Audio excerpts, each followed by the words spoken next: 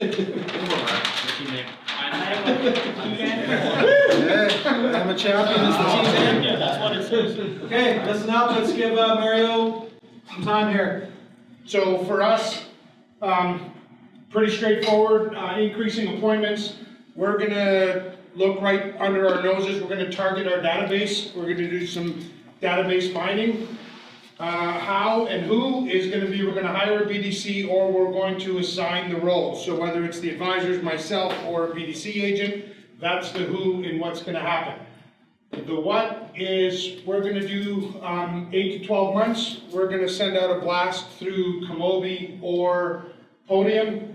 We're gonna go 8 to 12 months. We're gonna offer a $20 oil change and a free MPI. Again, how? We're gonna do a text blast. BDC is gonna then follow up with a phone call asking if they received our offer.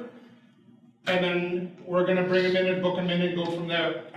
When is the start of Q2 2024, and we're gonna move rolling every quarter from there on in. Pretty straightforward. Nice, okay, go ahead.